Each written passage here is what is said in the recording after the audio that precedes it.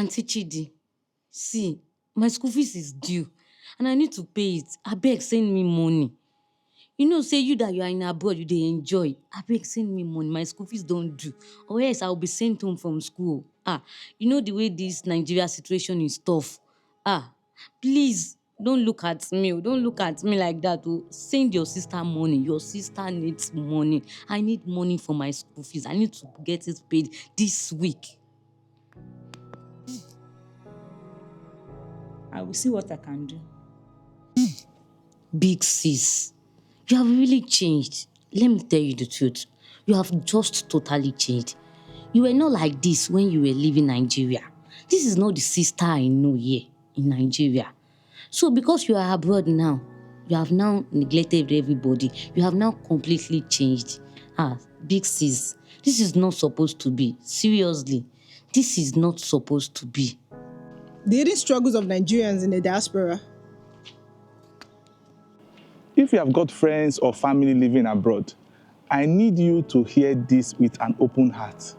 You see, when someone jackpass, aka relocates from Nigeria, to countries like UK, US, or Canada, the assumption back home is simple. Money go dey flow, e go dey flow, e go dey flow. It's like there's an invisible switch. The moment your plane lands, that means the bank account, money start multiplying there. But it's not so in real life. But let me ask you, have you ever tried carrying a bucket of water on your head while people keep adding more and more water on it? At first, you manage, but as time goes on, the load becomes unbearable. Eventually, you either collapse under the weight or just stop carrying the bucket altogether. That's the reality for so many Nigerians in diaspora. The weight of expectation is crushing them. I read a comment the other day that really hit me. A Nigerian man who had lived in the UK for 20 years said that despite working hard, he can barely save £10,000 a year because every spare pound he earns is sent back home. He even joked that if someone handed him 300 million naira today, he wouldn't think twice. He would pack his entire household and return to Nigeria immediately, including his dog. That's deep. But it's not just about the money. It's about the loneliness, the exhaustion, and the feeling of being used rather than loved. So today, we are diving into the real struggles of Nigerians in the diaspora. Why it's not easy to send money home as often as people think. The mental toll of constant financial pressure. How to set boundaries without feeling guilty. And if you are watching this from Nigeria, I'm not here to tell you not to ask for money or not to ask money from your loved ones abroad for help. But maybe, just maybe, after watching this video, you understand why sometimes they say no.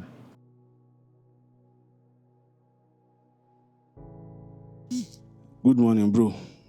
There's some issue with the grant. In fact, as I dey talk to you now, I dey think maybe I go commit suicide. But my mind just say make I call you. I lost my job last week, and everywhere nothing. Even I want sell my car. The guy who want buy am never pay. That's why I can't call you. Say, if you help me with anything, when I dey buoyant, I go see. I feel send to you. Thanks, bro. I go dey expect your call. Oh, well, I understand what you're asking for. I understand the condition, but, I'm not in a position to help you right now. Instead, I have my bills personally to pay too. Up here, you don't know what we're going through around here too. And it's never as easy as you people assumed down there. Of course, I understand your situation, but of course, you have to understand mine as well. I have a lot of things, I have a lot of bills on my neck that I have to pay. But maybe some other time, I'll surely be there for you. Please, sorry I can't really help for that. Oga, e no good like this now. We wey dey Nigeria, we dey complain. You dey there, dey complain. No be the same thing now. Bro, try reason now. That place better. If you complain, we dey complain here, nothing dey here, everything dey there. No light here, light dey there. Wetin you dey spend money on? Nothing now. Send us something. The financial reality of living abroad versus the expectations back home. Let's be real. When you hear that someone earns £3,000 in the UK or $5,000 in the US, it sounds like mad money, right? In Nigeria, that kind of income would put you in the top 1% of the earners in Nigeria. But here's the thing, money abroad does not stay. It vanishes faster than Gary soaked in water. Soaking Gary. Imagine you finally make it to Canada. You can get your first paycheck, let's say 4,000 Canadian dollars. You are excited. You convert it to naira in your head. And suddenly, you are feeling like a baller. Then the bill starts rolling in. Rent, $1,800. And that's just for a basic one-bedroom flat. Taxes, federal, state, even city tax. Start cutting your paycheck like suya. Wham, wham, wham. Health insurance, $300. Utilities and groceries, $500. Phone and internet, $150. Transport, $200. Miscellaneous and emergencies, $200. By the time everything is deducted, you are staring at your bank account. You are staring at your bank balance and you are saying, where my money go? But here's the twist. Back home in Nigeria, nobody else can see these bills. They only see you jiving. They only see you spending foreign salary and assume you are swimming in cash. So when someone calls you and says, Omo, just send me 200K, na small thing to you. You don't realize that for you, that's your grocery money for the whole month. And it's not just one person asking. It's your brother, your cousin, your father, your former classmate, your neighbor's uncle, sister's nephew's niece. Somehow people start getting your number from right, left, and center. It's like every time your phone rings, it's another invoice waiting to be paid. Here's the truth that might be hard to hear. Many Nigerians abroad are struggling just to keep their heads above water. It's not easy. They work long hours, sometimes doing 2 or 3 jobs just to stay afloat. They are paying bills upon bills, upon bills, upon bills, upon bills. And after all that, they are expected to send money home like it's nothing. Now, I know what you might be thinking. If it's so hard abroad, why don't you just come back home? Well, my friend, that's where things get complicated. Because when you have invested so much effort, time, money, and sacrifice into building a life abroad, coming back empty-handed feels like failure. So many keep pushing, even when they are drowning. Many people are drowning. Many people are drowning abroad. Next, we'll talk about the emotional toll of carrying all these financial burdens, because money is one thing, but the mental and emotional health, that's another whole ball game entirely. I'm sorry, I can't help you this time. Auntie, after everything we did to send you abroad, you now forget everybody at home. It's unfair, eh?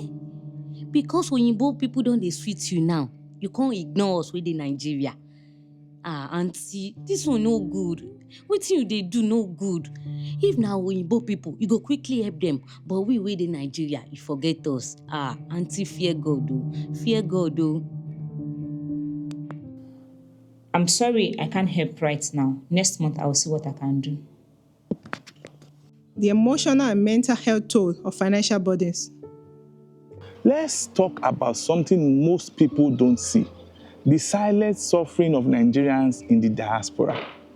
People think that when you leave Nigeria, your biggest challenge is getting a job or adapting to a new country. Iro, no. But for many, the real battle is mental and emotional exhaustion, a never-ending struggle of being pulled in different directions. You have just finished a 12-hour shift at work. You are drained, barely keeping your eyes open. You finally sit down. Let me even eat something. You get your phone and you see 8 missed calls. From Nigeria, what's happening? 10 WhatsApp messages, 3 voice notes, all asking for money. One says, brother, school fees don't due, abeg help me. Another, I just lost my job. Anything you fit send? And there is that one friend who never checks on you, but suddenly needs urgent assistance for a business opportunity. Your heart sinks. It's not that you don't want to help, You love your people. You love your family. You remember the struggles you faced back home, and you genuinely wish you could say yes to everyone. But the truth is, you are tired. Money not there. Have you ever struggled with money requests from home? How did you handle it? Tell us your story. Hello, bro. Good morning, bro. I beg. No verse. You know, say Nigeria tight. I need your help. Anything where you feel send, I beg. I know say God go bless you. If you help me find anytime, I beg. Just send them to me. I deal with you. I know say God will do am. Thanks, bro. Oh, well, right now I can, especially for those months. I can help you. Maybe I promise next month, by the grace of God, I'll be there for you. Hello, bro. After all we don't do for you, you know, say I dey among people we gather money when you want travel. We can't need your help. You don't remember us again. We don't become person. We won't kill you. To come Nigeria after 25 years, had you. And we dey see everything where you dey do, where you dey post. Just to send us money now. You say no, you know, fee send. And you did this, you do this. You know, say now this country, you go come back. After all the years where you don't use, you know, say our money did the money where take you travel, but you don't forget us. God deal. The guilt trap. You have forgotten where you came from. After everything we did for you, you can't even send us something small. So you don't forget us, so you don't see Oyibo now. If na abroad people now, you go help them. But your own blood, you have ignored them. One of the worst things about being a Nigerian abroad is the guilt. No matter how much you send, if you send 100 million, it's never enough. You could empty your bank account every day, and by tomorrow, another urgent need will appear. Brother, send me 100K. Brother, send me 250. Brother, send me so and so thing. I need urgently. I need it. And when you finally say no, the insult starts. You don't care about us. You are enjoying while we are suffering. Omo, you have supported you. We supported you when you were leaving this country, and now even you cannot even support us again. The worst part, the same people who pressure you don't know what you are going through. They don't know. They are not there. They don't know that you work insane hours just to survive. They don't know that you are battling stress, loneliness, and sometimes depression. You wish someone would check on you just to ask how you are doing. Not just for money. You wish someone to check on you just to ask, how are you doing? How are you faring? Brother, are you okay? Sister, are you okay? The sad truth is that many Nigerians abroad feel unloved except for their money. Sister me, please, I need 250K right now. Easter is coming, and as an agric student, I need to get the animals I want to rear. Please, I'm begging you, sister me, please, just send me that 250K. If you can send it to me right now, I'll quickly go to the market now and go and purchase those animals I need to rear for Easter, because the price of animals now is very cheap. Right now, I need to get it urgently. Please send me 250K right now, please. I understand what you are saying, but right now I'm not in a position to help. Auntie, why are you disturbing us with calls here in Nigeria? Why are you complaining? At least you are abroad. People abroad, they enjoy, they do whatever they like. Why are you disturbing us here in Nigeria? Please leave us. We that we are here in Nigeria, just leave us alone and let us face the situation of this country. You are enjoying over there. Stop disturbing us with your calls. Loneliness and depression. Abroad life no be social media. Have you ever felt like you are surrounded by people but still feel lonely? That's how life abroad feels for many Nigerians. Yes, we post the nicest pictures, beautiful. We take those Instagram-worthy shots of Big Ben, Times Square, or the Eiffel Tower in France. But what we don't post is the cold, lonely nights when you just want to hear your mother's voice, but you are too scared to call because you know she will ask for money. The times when you want to talk to old friends, but you already know how the conversation will end. Bro, things tough for Naija. Abeg run things, send us money. The mental exhaustion of waking up every day, repeating the same cycle, work, bills, money requests. Again, work, bills, money requests. Work, bills, money requests. Feeling like you are running on a treadmill with no finish line in sight. Many Nigerians abroad are dealing with depression and burnout, but nobody back home sees that. Instead, all they see is the Western currency, owo, dollars, pounds, euros. Bro, money no. Now wow. You don't forget all your boys wey dey do paro together for here for Naija. Come dey America now, the sweetness don enter your brain. You know they remember your guys again. You don't forget how we dey go water for Obi side, they go swim. Where mama go beat us when we come back late. Remember. It's not supposed to change like this. We too, God go do am now. Just remember, say one day, we go jam again. Yeah, I can't help you for now. You understand? And I have a lot of financial, commitment. And also I have my family, budgets. Kind of financial commitment, my family budget. And now, for now, I've reached a limit, and I'm sorry, I can't even help. Maybe some other time I can be of help. Please, I'm sorry. See, bro, I no blame you. Maybe you understand the tip wey dey Nigeria now, how everything dey go. I no blame you at all. No be your fault now. Na the economy cause am. I for call you. Wetin I wan call you do? Who be you? Fuck you. The fish in a glass pot feeling. A man once described life abroad as being like a fish in a glass pot. You can see the outside world, but you are trapped in a system. You move in circles, work, bills, on and on and on and on. The system takes from you at every turn, and then your family back home also takes again. There's no escape. And the hardest part, nobody understands. No matter how you explain, nobody understands. Back home, people will say, why are you complaining? At least you are abroad now, you are flexing now. We are in a milocon. And abroad, nobody cares. The system does not care. The government does not care about you. You are an immigrant. Your employer does not care. You keep going or you sink. That's why so many Nigerians abroad suffer in silence.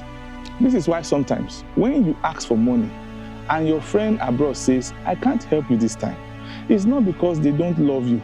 It's because they are drowning.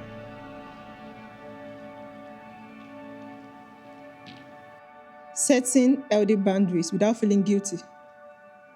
So the question is, how do you balance helping your loved ones without destroying yourself in the process? How do you say no without feeling like you are turning your back on your family?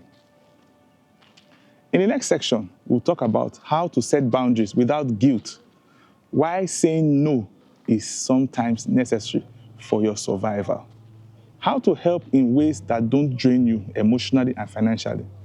Because at the end of the day, you can't pour from an empty cup. If you are finding this conversation important, drop a comment below and let's talk. How to set healthy boundaries without feeling guilty. So here is the question. How do you set boundaries without looking like the wicked person? Because someone will say, you are a bad person. Because let's be honest, saying no is hard. The moment you refuse to send money, you become the enemy. I've seen it too.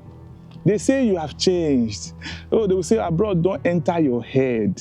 They will say, if na your friend abroad, you go help. But if na us, you abandon us. But here is the cold truth. If you don't learn how to set boundaries, you will break, I assure you. And when you break, nobody will be there to fix you. Learn to say no, firmly and with love. The first step to breaking free is understanding that no is a complete sentence. No is a complete sentence. You don't have to explain yourself. You don't have to apologize. You don't have to carry everybody's load. It's not your plan. It's not the plan for God for you to carry everybody's load. Carry your own load and help others when you can. The question is this. If you say yes to everyone, who will say yes to you when you need help. Here's what you can say when someone asks for money and you genuinely can't help. I'd love to help you, but I can't afford right now. I have a lot of financial commitments at the moment. Maybe another time. I've set a budget for family support and I've already reached my limit this month. Notice how none of these statements are rude. You did not cost anybody. Just be firm and be kind. Those are the keys.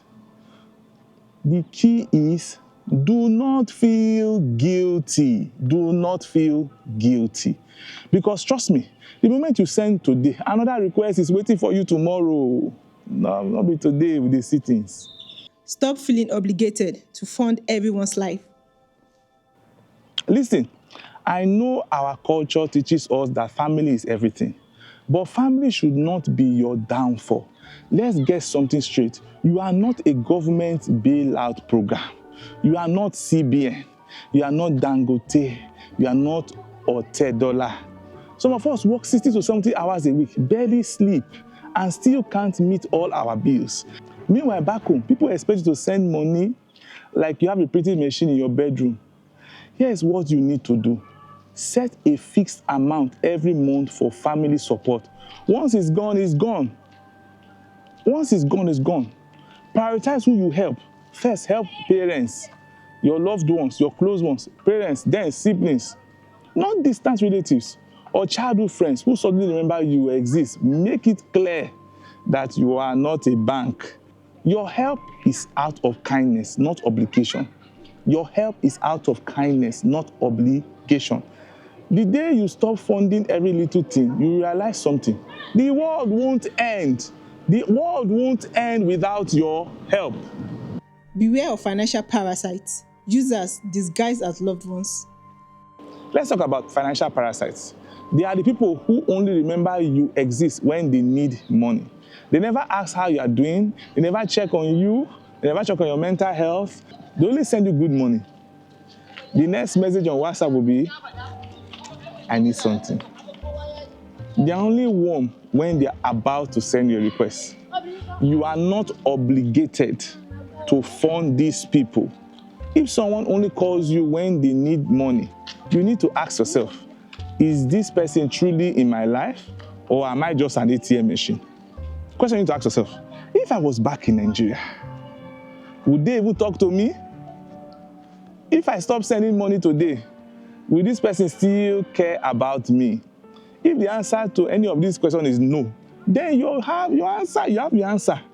It's not an obligation. It's not by force. Not be by force. Some relationships are transactional. And the moment the money stops, the relationship disappears. And so be it. And that's okay. Let it go. Let it go. Let it go. Help in other ways that don't drain you. Now, that doesn't mean you should abandon everyone. Helping people is good, but be smart about it. Use your brain. Instead of just sending money every time, help in ways that actually make a difference. Teach them how to fish instead of just giving them fish. Instead of sending money, send them job opportunities. Give them the pathway you use to travel abroad. Let them come for themselves and see whether it's easy to get money. Instead of paying for their problems, help them build skills. Instead of giving endless loans, offer advice on how to manage money effectively, efficiently, how to manage money better. A cousin in Nigeria needs school fees. Maybe help them apply for a scholarship instead of just paying every semester. A friend says business is slow. Maybe help them find better business strategies instead of just sending support. Because here is the truth. If you keep giving money without accountability, you are not helping them. You are an enabler. You are enabling these bad habits of brother give me, sister give me, hey. Stop explaining yourself. It's your money, not theirs. You don't owe anyone an explanation for how you use your own money. Clear, you don't owe anybody explanation. It's your sweat and blood. You can spend it as you like. If you want to travel, eat out, enjoy yourself, save it for the future. That's your right. People will always have opinions about how you should spend your own money. But ask yourself this.